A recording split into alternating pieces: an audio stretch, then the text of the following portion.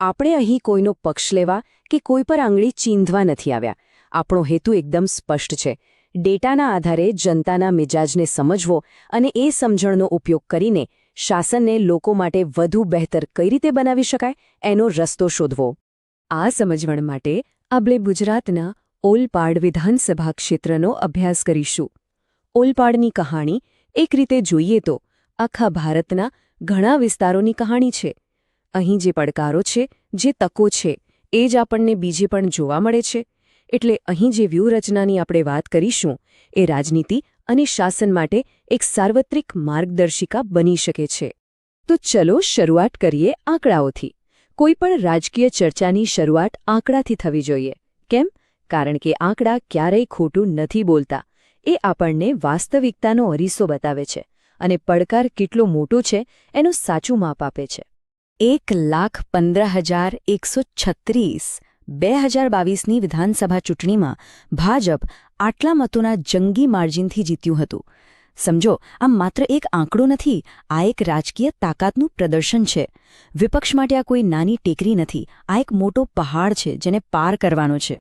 19.4% 2022માં ભારતીય રાષ્ટ્રીય કોંગ્રેસને મળેલા કુલ મત.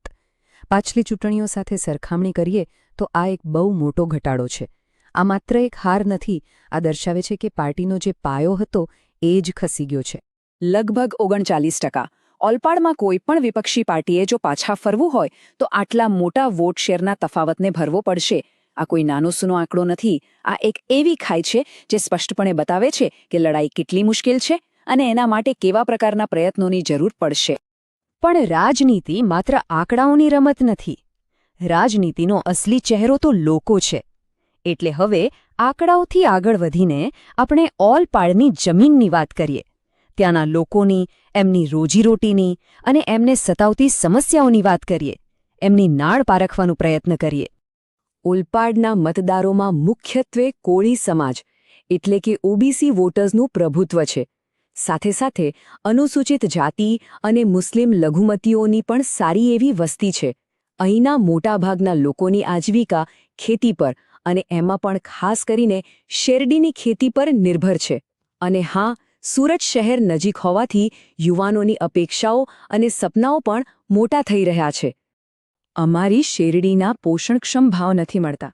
સિંચાઈની વ્યવસ્થા પડી ભાંગી છે. અમે જીવીશું કઈ રીતે? આ અવાજ કોઈ એક ખેડૂતનો નથી. આ ઓલપાડના હજારો ખેડૂત પરિવારોની વ્યથા છે. કૃષિ સંકટ અહીંની સૌથી મોટી અને સૌથી ગંભીર સમસ્યાઓમાંથી એક છે. અમને તૂટી ન જાય એવા પાક્કા રસ્તા જોઈએ, ઘરમાં 24 કલાક વીજળી જોઈએ અને નળમાં પીવાનું ચોખ્ખું પાણી જોઈએ. આ માંગ ગામડા અને શહેર બંને જગ્યાએથી ઉઠી રહી છે. આ કોઈ મોટી માંગણીઓ નથી. આ પાયાની જરૂરિયાતો છે જે લોકોના રોજબરોજના જીવન અને એમના આત્મસન્માન સાથે સીધી રીતે જોડાયેલી છે. અને અહીંયા એક વાત યાદ રાખવી ખૂબ જ જરૂરી છે. રાજકારણમાં જે પણ ભાષણો થાય, જે પણ વચનો અપાય, એના કેન્દ્રમાં માનવ ગૌરવનું બંધારણીય મૂલ્ય હોવું જોઈએ. કારણ કે દરેક નાગરિકને ગૌરવ સાથે જીવવાનો હક છે અને એ સુનિશ્ચિત કરવું એ જ સાચા શાસનનું પહેલું કર્તવ્ય છે. તો આવું પરિણામ કેમ આવ્યું?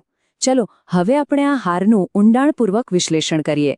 આપણો હેતુ કોઈ વ્યક્તિગત ટીકા કરવાનો નથી, પણ એ સિસ્ટમની ખામીઓને સમજવાનો છે જેના કારણે આ પરિણામ આવ્યું. સમસ્યા વ્યક્તિમાં નથી, સિસ્ટમમાં છે. આ ચાર્ટ જુઓ. આખી વાર્તા એકદમ સ્પષ્ટ થઈ જશે.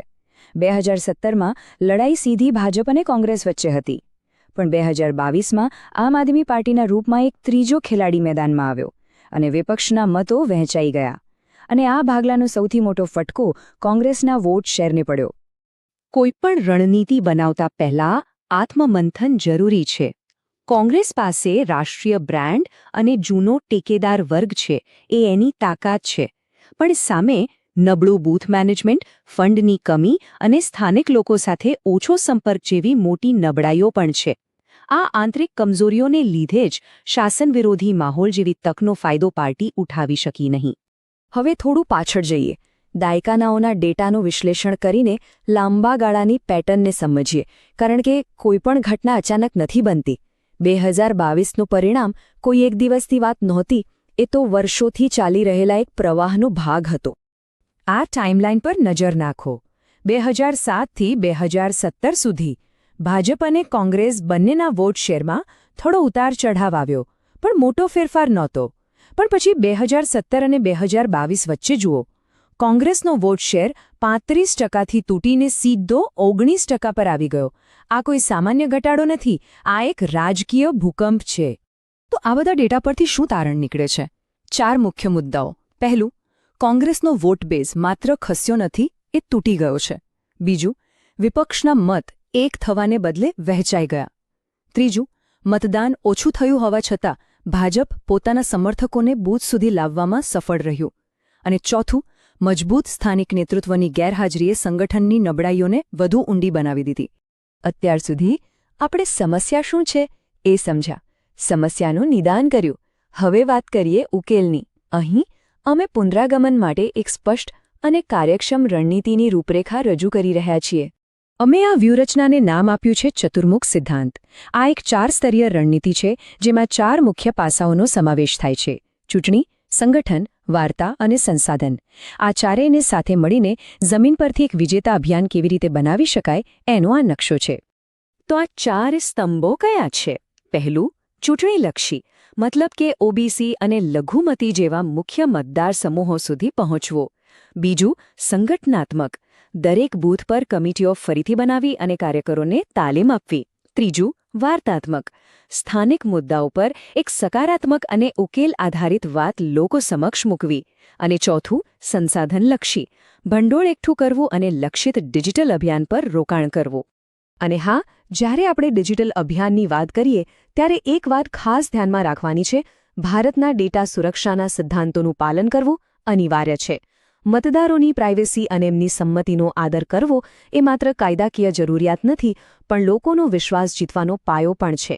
એક વાત હંમેશા યાદ રાખવી જોઈએ: ચૂંટણી જીતવી એ અંતિમ લક્ષ્ય નથી, એ તો માત્ર એક શરૂઆત છે.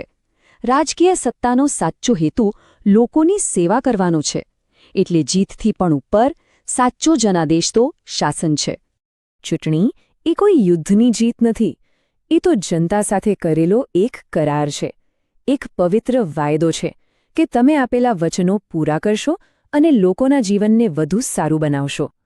ડેટા આધારિત રણનીતિનો અંતિમ ધ્યેય પણ એ જ છે: એક એવી શાસન વ્યવસ્થા બનાવવી જે લોકોની વાત સાંભળે અને એમની સમસ્યાઓ દૂર કરે.